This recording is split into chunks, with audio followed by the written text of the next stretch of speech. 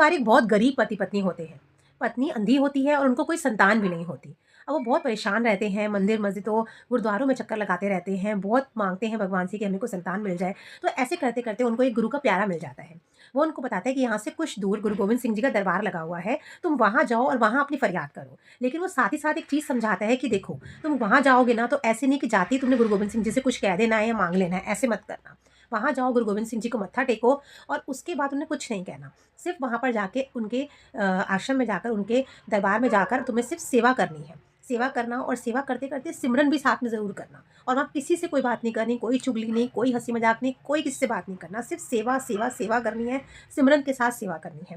और जब तुम्हारी सेवा गुरु गोविंद सिंह जी तक पहुँचेगी, जब उनकी नज़र तुम पर पड़ेगी ना, तो वो तुम्हें खुद सामने से बुलाएंगे और तब तुम कुछ उन्हें बोलना। तो वो उनको अच्छे से सिखाता है। अब वो पति पत्नी वहाँ जाते हैं और वैसे ही करते हैं, गुरु गोविंद सिंह जी को मत्था टेकते हैं और वहाँ पर सिमरन में लग जाते हैं, सेवा में लग जाते हैं।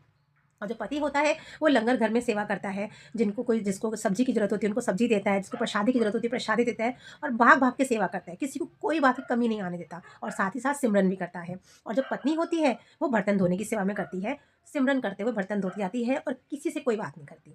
अब ऐसे करते-करते काफ़ी दिन बीत जाते हैं। धीरे-धीरे लोगों का ध्यान जाने लगता है, सेवादारों का ध्यान उनके पास जाता है। वो बहुत तारीफ़ करते हैं कि दोनों पति-पत्नी किसी से बात नहीं करते, हमेशा सिर्फ़ सेवा करते रहते हैं और सिमरन करते रहते हैं साथ के साथ।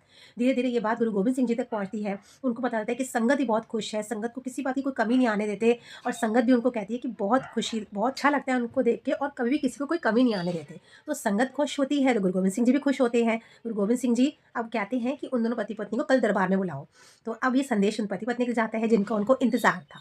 अब वो उनको अगले दिन गुरु गोविंद सिंह जी के दरबार में पेश होना था, तो रात को उनको नींद भी नहीं आती। रात को आपस में बात करते हैं कि भई जो भी माँगूँगा, पति कहता है कि मैं जो भी माँगूँगा ना मैं माँगूँगा, तू कुछ मत बोले, तू चुप करके बैठी रही हो। तो पत्नी कहती है कि नहीं, मैं आपको माँगने नहीं दूँगी, मैं ही माँगूँगी उनसे जो माँगूँगी, आप कुछ नहीं बोलेंगे। पति कहते हैं कि नहीं ऐसे नहीं होता है, वो मुझसे ही बोलेंगे। कहते नहीं, लेकिन मैं ही उनसे जो बोलूँगी, जो माँगूँगी मैं ही माँगूँगी, वरना मैं उनके सामने आपसे लड़ पड़ूँगी।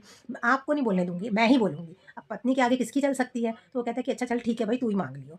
अब अगले दिन गुरु गोविंद सिंह जी दरबार में पेश होते हैं। अब गुरु गोविंद सिंह जी पति को उठाते हैं, उनको बोलते हैं कि भई संगत आपसे बहुत खुश है और जो संगत खुश है तो मैं भी बहुत खुश हूँ। तो इसलिए आपको जो माँगना है आप माँगो। अब वो कहता है कि बादशाह मैं नहीं माँगूँगी, मेरी पत्नी आपसे माँगेगी। अब गुरु गोविंद सिंह जी सब कुछ जानते हैं, सब जान के जानबूझ के कहते हैं कि नहीं, तू ही माँगेगा मुझसे जो माँगेगा। तो पति कहता है कि नहीं बादशाह, वो मुझसे लड़ेगी, अब वही आपसे माँगेगी, उसी को आप करो। तो गुरु गोविंद सिंह जी अब क्या कहते हैं, वो कहते हैं कि अच्छा देख, अगर तेरी पत्नी माँगेगी तो उसे एक बार माँगना पड़ेगा, लेकिन अगर तू माँगेगा तो तू जितनी बारी माँग सकता है। अब वो कन्फ्यूज़ हो जाता है, वो अपनी पत्नी से कहता है कि देख, अगर मैं माँगूँगा ना बार-बार माँग सकता हूँ, तू माँगेगी तो एक बार माँगना होगा। लेकिन उसकी पत्नी अड़ी पड़ी थी कि नहीं मैं ही माँगूँगी। तो वो कह पा व पति कहता है कि नहीं बादशाह मेरी पत्नी ही माँगेगी। अब गुरु गोविंद सिंह जी उसकी पत्नी को उठाते हैं कि उठो और माँगो। अब वो पत्नी क्या कहती है, और जो पत्नी कहती है ना, सारा देख के पूरा दरबार हिल जाता है। गुरु गोविंद सिंह जी हैरान हो जाते हैं। अब वो क्या कहती है, अब वो कहती है, गुरु अगे बिनती करे बिखां, सोने दी मदारी होवे, नूं रिड़कती वेखां। इसका मतलब मैं आपको बता देती हूँ। गुरु अगे बिनती करे बीखा, बीखा उसका नाम था, उस जो पत्नी थी उसका नाम था। वो क्या कहती है, गुरु अगे बिनती करे बीखा, ये गुरु के आगे मैं बीखा विनती करती हूँ, सोने दी मदारी होवे। सोने की मदारी, मदारी होती है जो मक्खन नहीं पीसते जिससे ऐसे ऐसे करते हैं मक्खन निकालते हैं, तो मदारी कहते हैं उसको पंजाबी में। तो सोने की मदारी होवे, सोने की मदारी हम लोगों के घर में नॉर्मली स्टील की या लकड़ी की मदारी होती है ना, जिससे हम लस्सी फेंटते हैं। तो वो कहती है सोने दी मदारी होवे। अब सोने की मदारी किसके पास होगी? जो इंसान बहुत अमीर होगा उन्हीं के घर सोने की मदारी होगी। तो इनडायरेक्टली वो क्या माँग रही है कि मुझे इतना अमीर कर दो कि मेरे पास सोने की मदारी आ जाए। और आगे क्या कहती है, नूं रिड़कती वेखा, यानी नूं मतलब बहू। तो बहू किसकी होगी? जिसका बेटा होगा। तो इनडायरेक्टली वो क्या माँग रही है कि मेरा बेटा भी हो और साथ में बहू भी आ जाए। नूं रिड़कती वेखा, वेखा मतलब देखूं, मैं अपनी बहू को मक्खन निकालते हुए देखूं। तो देखने का मतलब क्या कि मेरी आंखें भी आ जाएं और मैं देखूं। तो उसने एक ही सेंटेंस में सब कुछ मांग लिया कि मेरा सोने की मदारी हो, यानी मुझे इतना अमीर कर दो कि मेरी नूं, कि मेरा बेटा भी हो जाए और उसकी बहू भी आ जाए और मैं उसको देखूं, यानी मेरे को आंखें भी मिल जाए। तो एक ही सेंटेंस में उसने तीन तीन चीज़ें मांग ली।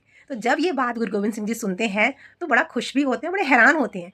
फिर उसको बोलते हैं कि तू क्या कह रही है, एक बार और बोल के दिखा।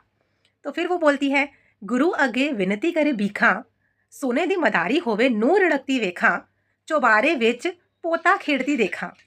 तो अब गुरु गोविंद सिंह जी कहते हैं कि ये तूने क्या किया, तूने एक और लाइन ऐड कर दी। तो वो कहती है कि पातशाह, आप ही ने तो कहा था एक बार और बोल, तो मैं ये मौका कैसे छोड़ सकती हूँ। तो गुरु गोबिंद सिंह जी इतने प्रसन्न होते हैं, इतने प्रसन्न होते हैं कि उसे कहते हैं, निहाल है, निहाल है, निहाल है।